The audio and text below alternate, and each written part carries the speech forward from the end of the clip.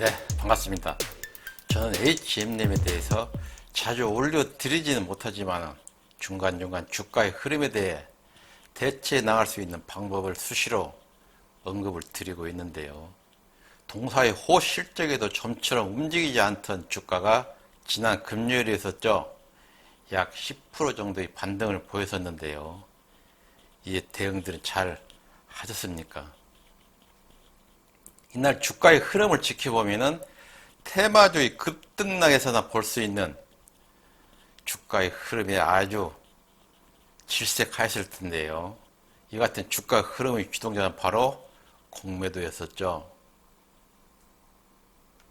외국인이 주도하는 공매도 세력은 후 실적 발표에도 움직이지 않는 주가의 흐름에 개인들이 실망해서 내놓은 매물을 모두 흡수를 하면서 짧은 숏이 나올 것이라는 것쯤은 누구나 다 알고 있는 사실이었죠.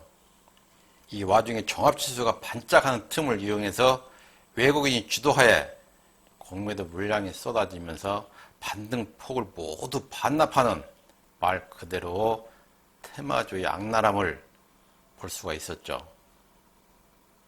하지만 주가 약재로서 이게 끝일까요? 예를 한번 들어볼까요?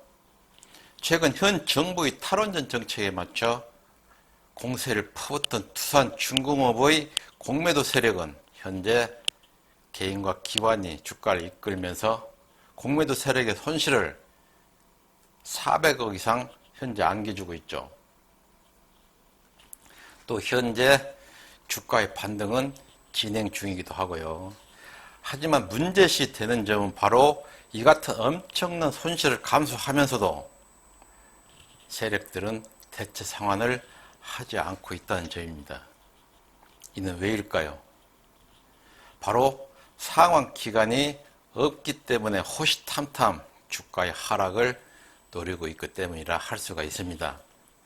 그렇다면 피크아웃이라 할 수 있는 HM님의 주가에서 공매도 세력이 발을 과연 뺄까요? 아직도 주가가 하락할 수 있는 여건이 아주 많이 남아 있습니다. 우선적으로는 다음 주 16일에 있을 영구 전환사채에 대한 주식으로의 상장인데요. 물론 상장 후 시장으로 물량이 출해되지는 않겠죠.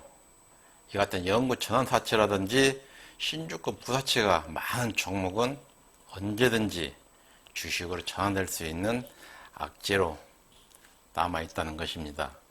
이 같은 절호의 악재를 공매도 세력이 과연 놓칠까요? 또 지난주 장중 플러스 10%의 반등을 버티지 못하고 내리꽂게 만든 주동자가 바로 외국인이 이끄는 공매도 세력이라 할 수가 있습니다. 동종목은 앞으로도 이와 같은 공매도가 노릴 수 있는 먹잇감이 많이 남아있다 했죠. 우리는 이처럼 설치되는 공매도를 이길 수 있는 방법은 물론 있겠죠. 하지만 똘똘 뭉칠 수 있는 힘이 없다면은 공매도가 주도하는 종목의 대주주 노릇을 그만하시라는 겁니다. 같은 개인 투자자로서 진심으로 당부드리는데요. 이제 스마트한 투자자가 되십시오. 네, 지난 금요일 대부분의 개인 투자자들은 왼종일 흘러내리는 주가를 보고 뻥 때리기를 했을 텐데요. HM님 차트를 한번 가보도록 하겠습니다. 네, HM님 일봉 모습인데요. 이미 여러 차례에 걸쳐서 설명을 드리기도 했었죠. 주가가 반등 시에는 짧게 치고 빠지는 방법으로 평단을 낮춰가시라. 네, 차트 한번 볼까요? 네, 차트를 분석하는 투자자라면은 아주 쉽게 포착할 수 있는 갭이라 할 수 있는데요.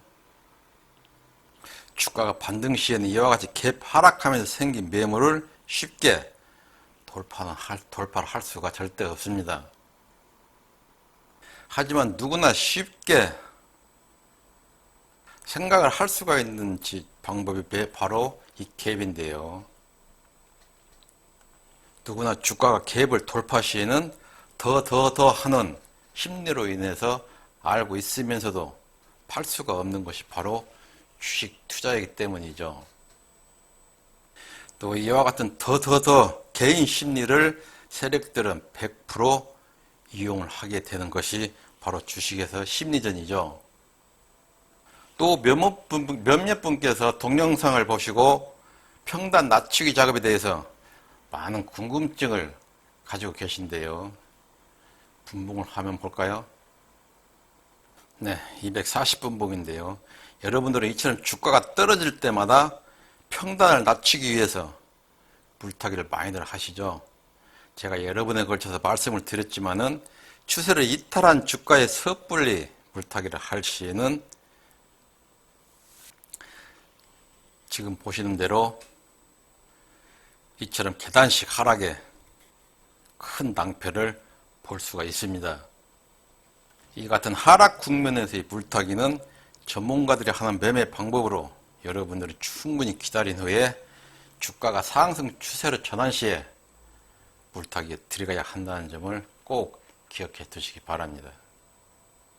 또 제가 앞 동영상을 통해서 물타기는 다른 데서 끌어들인 투자금을 이용한 물타기보다는 보유 물량으로 대응을 하시라 했는데요. 차트 한번 볼까요? 네, 이와 같이 최고점에 물려있다 해도 이와 같이 하락하면서 생긴 매물대마다 치고 빠지는 매매로 대응을 하신다면 최고점 평단까지 약 3번의 대응으로 평단 이전에 수익으로 돌아설 수가 있다는 것이죠. 이와 같은 매물대에서의 치고 빠지는 매매는 고도의 기술이 필요로 하지 않는 매매 방법이죠. 누구나 쉽게 공매도나 세력에 대응을 할 수가 있는 매매 기법이라 할 수가 있죠. 그럼 지난 금요일 흐름을 한번 볼까요? 주가가 이처럼 박스권을 형성한 후에 박스권 매매로 대응을 하신다면 주가가 박스권 상단 돌파 시에 다음 매물대는 어디쯤일까요? 네, 여러 차례 설명드려서 이제 갭집은 모두 알고 계시리라 보는데요. 바로 상단 갭에서 우리가 차익 실현해야 될 매도 맥점이라 할 수가 있습니다. 또 중요한 점으로는 차익 실현 물량을 꼭 재진입을 하셔야 반드시 평단을 낮출 수가 있는데요. 이때 차익 실현 물량을 그냥 놀리면 안 된다는 것입니다. 따라서 재진입할 때 활용하는 보조지표와 매수 시점에 대해서는 다음 동영상을 통해서 한 번 더 자세하게 설명을 드리도록 하겠습니다. 네, 이제 앞으로 동종목의 주가 흐름을 예상을 해보면은 또다시 박스권에 갇힌 채 횡보할 가능성이 아주 매우 높은데요. 오늘 차트를 보면서 설명을 드린 대로 주가가 횡보할 때에도 박스권 매매로 전환 시에는 단기 수익을 올릴 수가 있다는 것이죠. 한 번쯤 매매 방법을 바꿔보시기 바랍니다. 네, 동종목은 공매도권에서 쉽게 벗어날 수는 없겠죠. 하지만 공매도를 이겨낼 수 있는 힘은 분명히 우리 개인들한테 있습니다. 또 말머리에서 말씀드린 대로 이와 같이 설치는 공매도에 대응을 할 수 없다면 주주 노릇은 더 이상 하실 필요가 없다는 것입니다. 네, 오늘 또 함께 해줘서 감사합니다. 언제나 건강한 몸으로 매매에 임할 수 있도록 항상 건강에 유념하십시오. 감사합니다.